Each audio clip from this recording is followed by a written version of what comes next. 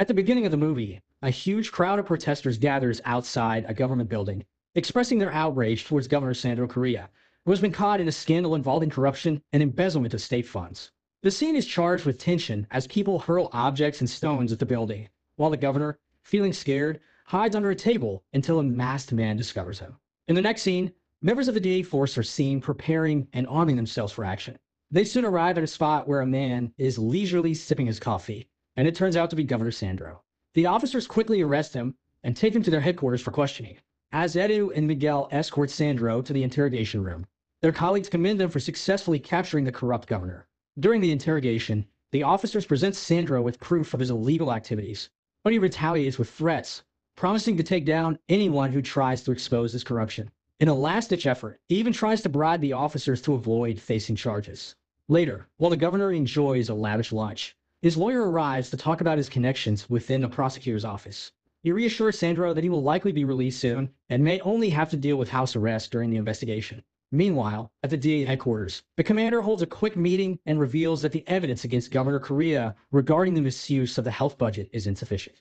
As a result, he decides to allow the governor to return home under house arrest. Later, Miguel and his friend leave the office, and Miguel goes to meet his daughter, who is waiting on the street with her mother to go to a football game. He surprises her with a t-shirt, which makes her really happy. As he also put it on, her mother captures the moment with photos. After that, they hop into a taxi, but they have to get out because of a traffic jam. As they walk toward the stadium, disaster strikes when his daughter is unexpectedly shot and starts to bleed. Miguel hurriedly takes her to the hospital's emergency room for immediate help. Upon arriving, the doctors quickly take Miguel's daughter, Alice, into the emergency room, instructing Miguel to wait outside. He anxiously paces back and forth, and after some time, he decides to go inside, only to find many seriously ill patients lying unattended in the hallway. Shocked by the hospital's dire condition, he sees his daughter Alice lying motionless right in front of the operating room. When he asks the doctor about the delay in her treatment, he learns that there aren't enough operating rooms, leaving many patients waiting for care. After a long time of bleeding and delays, Alice's pulse weakens, and she tragically passes away. Later, Miguel's ex-wife, who is also Alice's mother, arrives at the hospital and is devastated to learn that their young daughter has died. In the next scene, the governor is granted bail and released from jail due to insufficient evidence against him. He steps up to the microphone to announce his candidacy for the presidency, promising to increase funding for healthcare and public hospitals while vowing to improve the lives of the citizens. Meanwhile, Miguel jogs through the streets, lost in thoughts of his daughter, convinced that her death was a result of the hospital's poor conditions. He believes that if the healthcare system had better facilities and equipment, his daughter might have lived. He is deeply troubled by how patients are often ignored and neglected. As he jogs, he stops in a store and sees the news about Governor Correa's release, discovering that he was not found guilty of any corruption or mismanagement of health funds. This news enrages Miguel, filling him with frustration towards the system. Miguel finds himself face to face with a crowd of protesters outside a government building. Fueled by anger, he lashes out at the police officers nearby. In response, the officers unleash tear gas, making it hard for him to breathe. But luckily, he's wearing a mask. As a trained Special Forces operative, he skillfully takes down several officers. He then scales the governor's building, breaks in, and takes out some of the governor's bodyguards before discovering where the governor is hiding. In a fit of rage, Miguel unleashes a series of punches on the governor, ultimately leading to his demise. The next day, Miguel returns to work, where the chief instructs him and the other DEA members to investigate the protests that erupted during the demonstration. He mentions that the investigative team has arrested several suspects believed to be behind the protest. Among them, Miguel recognizes a woman he met during the protest, who introduces herself as Nina, a programmer. She reveals that she knows about Miguel's attack on the police and even has a video of it saved on her phone.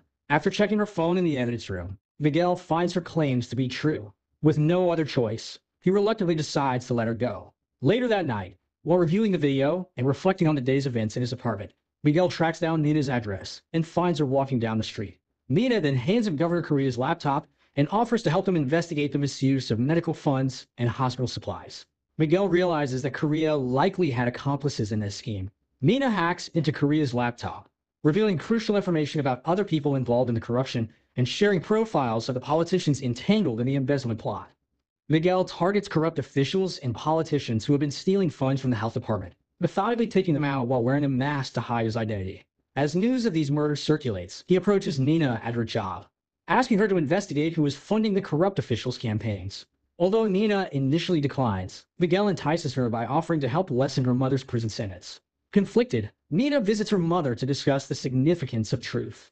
Her mother explains that truth is subjective, varying from person to person. Later, Nina discovers the identities of the sponsors behind the corrupt politicians and is stunned to find that Gomez is the mastermind. She hacks into the security system of a building where Gomez is meeting with Minister Regina. Meanwhile, at the main office, Edu reviews files related to the governor's death and comes across Nina's profile. He realizes that the masked vigilante, known as the Awakener, is planning to target Minister Regina next. Edu tries to alert Miguel, but can't reach him. Determined, Edu rushes to the minister's location, where he encounters the masked figure. A chase breaks out, and Edu shoots Miguel, injuring him. Hurt, Miguel seeks help from Nina, who tends to his wounds.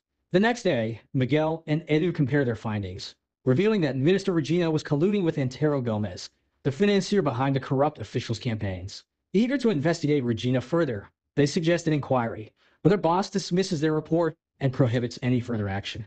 Frustrated by this decision, Miguel resolves to take matters into his own hands and plans to eliminate Gomez. He heads to Gomez's residence, where Gomez is having dinner with several officials, including his son, who is uncertain about taking on the presidency. Gomez attempts to comfort his son, but in a shocking twist, Miguel shoots the boy to force Gomez into confessing his crimes. Gomez then seizes the moment of his son's death to rally public support and announces his run for president. At the same time, a mysterious figure, a private investigator hired by Antero Gomez, continues to probe into the strange deaths of Gomez's associates. This investigator, Siqueira, digs deeper and discovers that the murderer has an accomplice. His investigation leads him to suspect Nina's boss of helping the masked vigilante known as the Awakener. Believing he's onto something, Siqueira confronts Nina's boss and ultimately kills him. When Nina arrives at work and finds her boss dead, she panics and rushes to Miguel's hideout.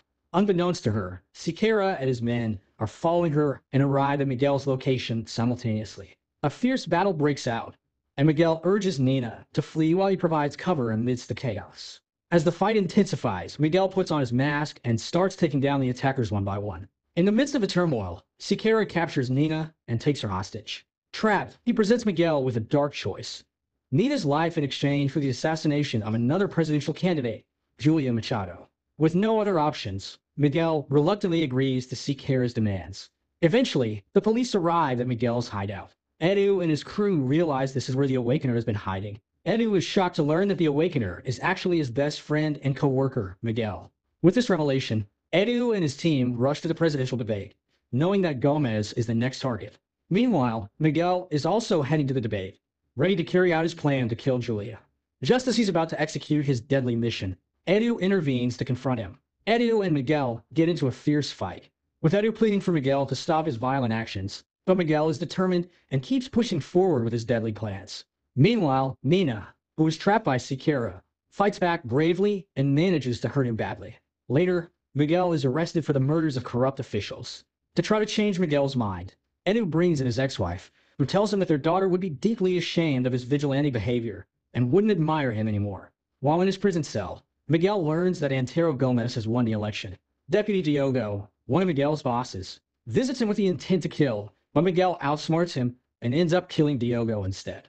He then escapes from prison, grabs some weapons, and heads to the Parliament building where Gomez and his fellow politicians are celebrating his election victory over Julia. Without hesitation, Miguel attacks the Parliament, taking down Gomez's supporters. When he finally confronts Gomez in his office, Gomez argues that corruption is a constant in society, driven by human greed. In a fit of anger, Miguel shoots Gomez without thinking twice. After taking out Gomez, Miguel finds himself surrounded by Gomez's men, all pointing their guns at him. However, Miguel has one last plan.